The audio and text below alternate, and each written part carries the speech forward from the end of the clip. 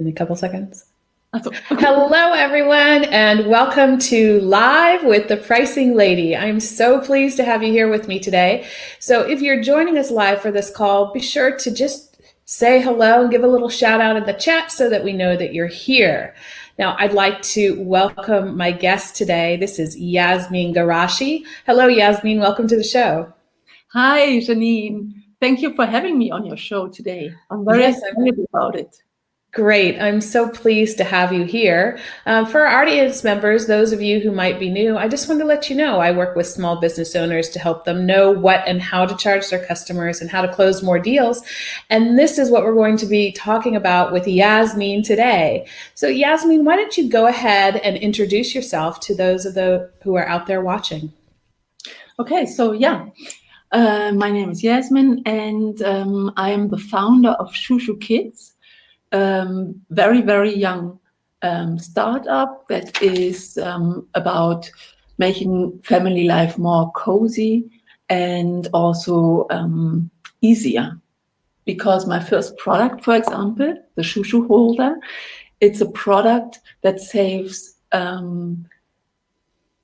it's a toy holder for the stroller that saves actually from tears, like the children from emotional distress and tears, and parents from the stress, to walk up every way again, to find maybe the favorite cuddly toy that has been lost. And it saves time, money also, which is good because you don't have to rebuy things anymore. It's really, really safe. It's actually the safest toy holder so far.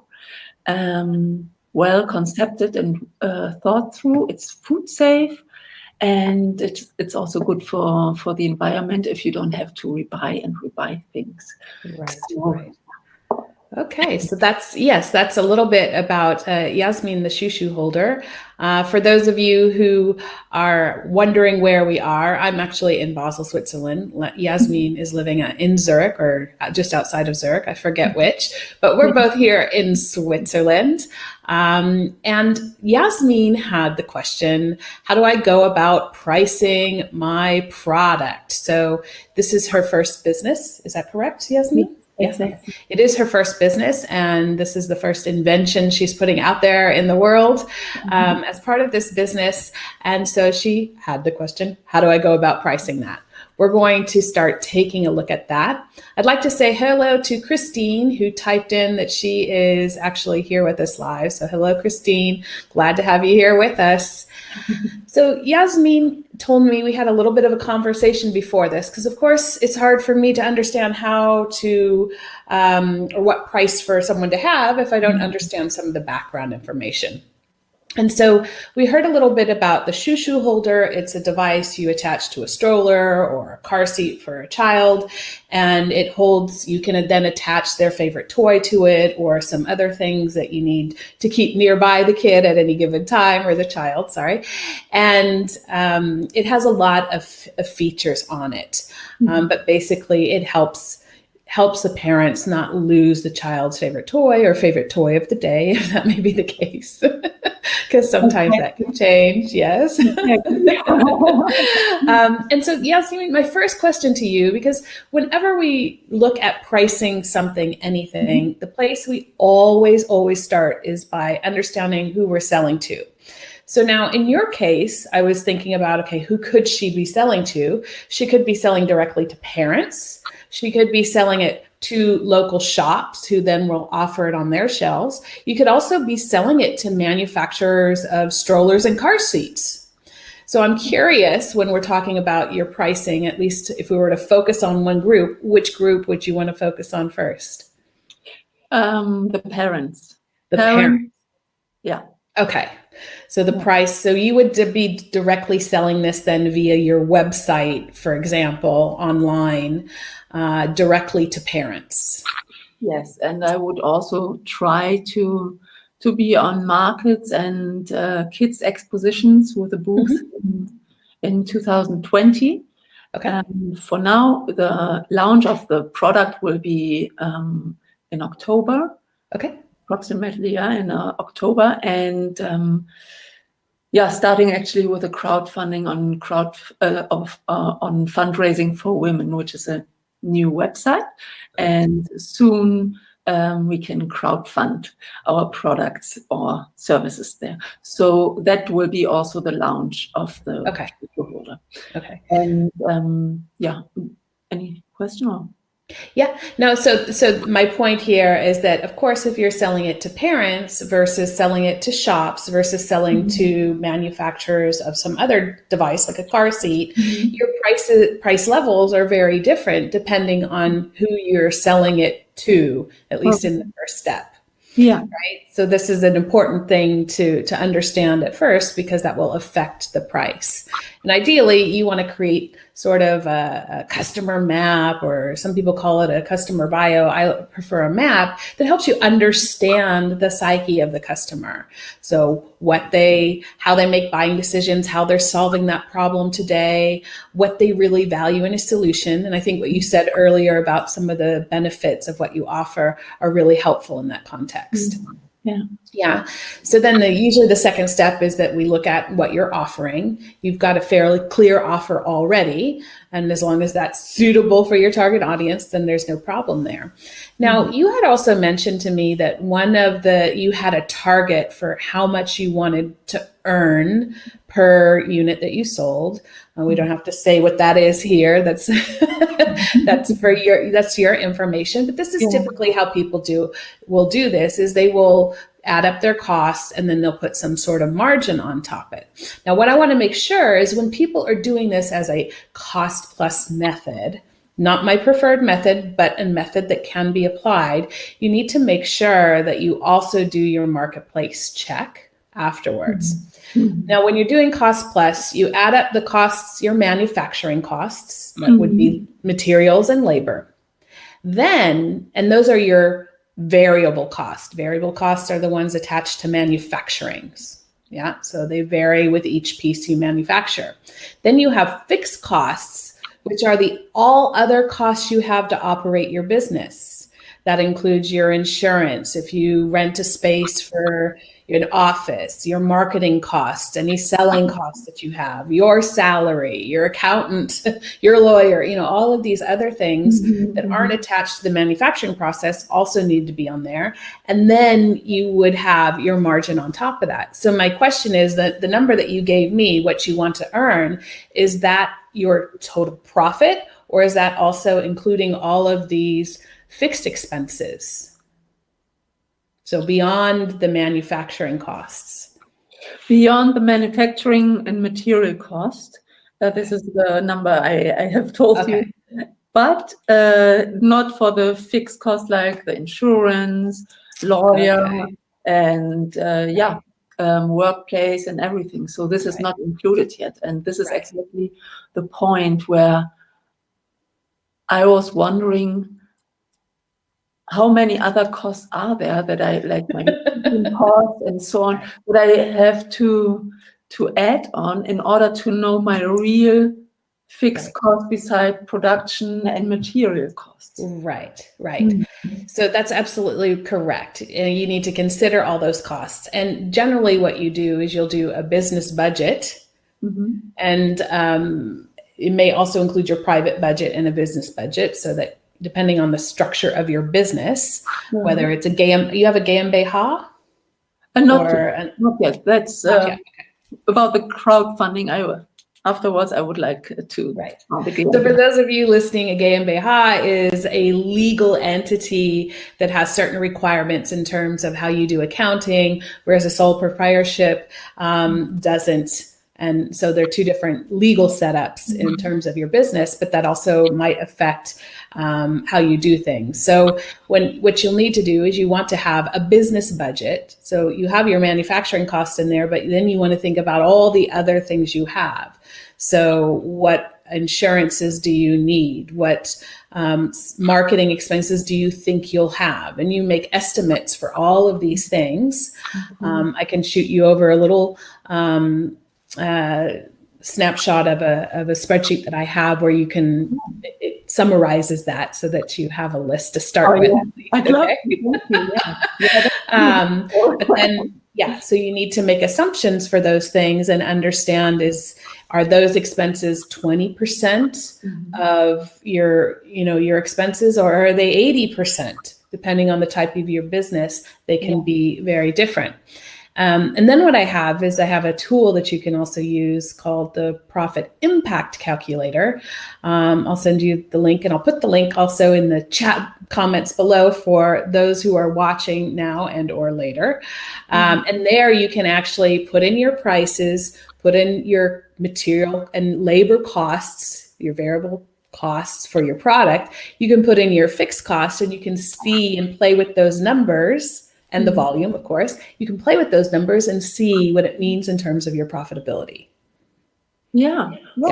Great. So you can play with that and see how it results.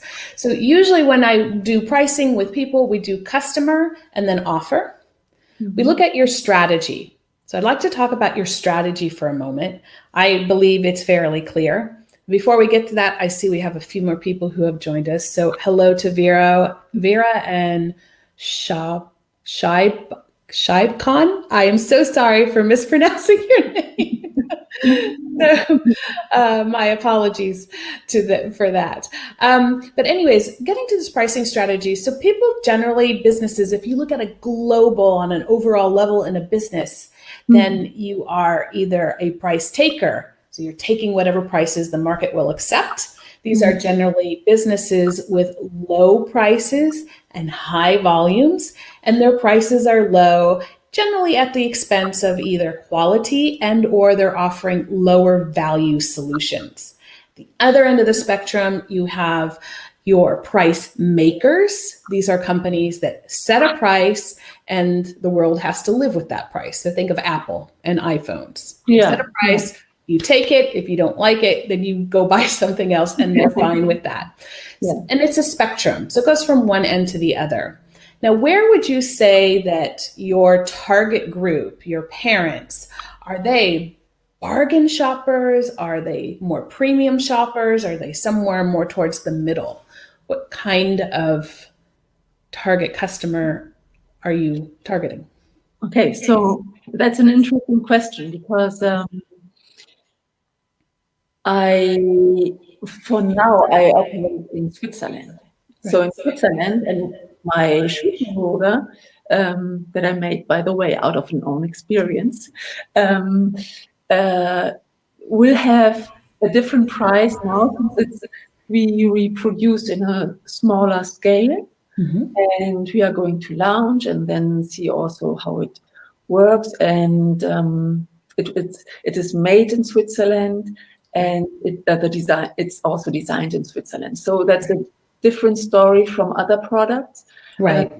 Maybe have a Swiss design, but then they are produced somewhere else. This is one thing. And then the other thing is that I'm planning to go global with another company, which could help me and might or is interested in my product. So that's a different story. But for Switzerland, I would like to talk about Switzerland for now. Right. What did you say again? So is it more of a price taker or price maker?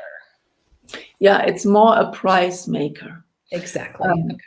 Exactly, because it's more from middle to premium. It's a design product, and not cheap developed or anything. It's really handmade. It's made with love and designed with love and everything. And the fabrics are quite unique. You don't find the patterns everywhere. So I go myself everywhere to choose the fabrics, to see the designs, and it's very time intensive actually. Right. To do all this, but I want it to be nice and perfect. Right. So this and what the things that you're talking about are actually what are leading to the benefits. One of the main benefits of what you offer is that parents can feel that this Shoushou Holder is not just a device to save a child's toy, but it's something that it's safe for the child to be sleeping next to, chewing on, because you've taken the care and put in the time and effort to make sure that this toy is suitable for kids in the most best and safest way possible. And so again, that's another reason that you're more towards the price maker side of the spectrum when it comes to your overall pricing strategy. So that's fantastic. Yeah. So then we have customer offer strategy. The next step is marketplace. So once you've gone through those steps, then you want to look at, okay, what else is on the market? What is a direct competition? What is an indirect competition? And then I always like to put the category, how else are they solving that problem now? So is, are they using some piece of string they have tied to a stroller? Because then, and what you do is you put yourself and the competition on a map, price versus value, the value that the customer sees, and you plot. I'm high value, high price, they're medium value, but lower price. And you can start to see where you sit on that spectrum. And then you have insights about, oh, okay, actually, I need to shift this here, or I need to educate people more about the value so that they understand it. Okay. See, that's really, as a rookie in pricing, and having the first product to price, this is exactly what I needed, this information and how to put it together. So would you recommend, for example, looking at the parents right now, would you recommend to ask parents what price they would give it to? For example, you told me something I could do is, for example, to make a survey and ask them about what it would be worth for them to have such item, and like with a little storytelling. If you want. Yeah. Right. So yes. So, okay, let me just do the last step in the 5 steps, right, is cost and profit check, which we talked a little bit about already, but basically this is the process that I use with people, and you go back and forth. Now, yes, I actually was thinking about this survey because I think it's a great idea for you, because you can reach parents fairly easily online through different groups. And so there's something called a willingness to pay survey. I have a little offer around this for people who want to do it themselves. And a willingness to pay survey, real quick, is not necessarily asking, will you pay this much or how much you will pay. The reason we don't ask the question directly is because as consumers, we're terrible at judging that until we actually have to give the money out. So one of two things happen. We either, when we're asked that question, we either tell them something that we think will make them happy. So your customers would tell you a price that they think will make you happy, or they'll tell you a price that they think will be good for them because later they can buy it at a lower price. So there's too much bias introduced. So what we do in this willingness to pay survey is we ask them, at what price would this be so low that you couldn't believe that it would be worth that much? And then you ask them, at what price is this so high that you would think we could never deliver that much value? So you ask customers to define the lowest and the highest, and you give them a selection of prices to choose from, so that they choose something, within a range. And then in the offer that I have, it includes a little tool that helps you to do the analysis when you get that information back from people. So if you're going to do a willingness to pay or a customer survey on price, you want to ask them for a low and a high, not ask them what they'd be willing to pay. Yeah, exactly. Lowest you would pay, what's the highest you would pay? That's what you want to find out. And then you put that information together with all the other answers that you get. Yeah, that's all right, Yasmine. Yeah. Does that give you some direction? We covered a lot. Yeah, thank you so much. Yes. It was great, really. It was so great, Janine. Thank you so No. much. For your So it should give you some ideas. Always start with your customer and really understand them. I think you have a good idea because you are a parent and you designed this product or invented it out of your own traumatic experience, if you will. Yeah. So you understand it. However, you still need to test your assumptions with customers, and customer interviews are a great way to do that. So I encourage clients to do that all the time. Yeah. So Yasmine, let me ask you, if people want to get more information about the Shoushou Holder or how to participate in your funding, where can they find you or contact you? Well, they can contact me for now on info@shoushoukids.com. Okay. The website is shoushoukids.com. And the only thing is, don't expect too much because the website is still in work. Since I didn't launch the product, you will not find so much. Okay. But there's some information on it, on the some Shoushou Holder there. Yeah. And they'd be able to come in contact with you. Or they can just email you directly, as we said, at info@shoushouholders.com. I'll also put it in the comments below. Sorry, info@shoushoukids, not holders.com. Oh, sorry, info@shoushoukids.com. There's too much shoushou for me, huh? Cuckoo, shoushou. Exactly. So Yasmine, thank you so much for being here with us today. Really appreciate you being on the show. And I'm sure the listeners appreciate your questions as well. Well, yeah. Okay, so thank you very much, Janine. Great. Dear audience, if you're watching, you can write me anytime, and I will answer very, very fast your questions. And yeah, if you have any, and thank you very much again. Okay, very good. So everyone, thank you so much for joining us on the show today. And for those of you who will watch us later, I hope that you've enjoyed this. I'd like to share with you, if you've liked what you've heard today and want to know more about how to do your pricing, why don't you go ahead and join me for the next 5 Steps to Pricing Success workshop. This is a complimentary webinar you can join me with online. If you go to the link below here, then you'll be able to register. I'll also put it in the comments below so that you can also just click on a simple link.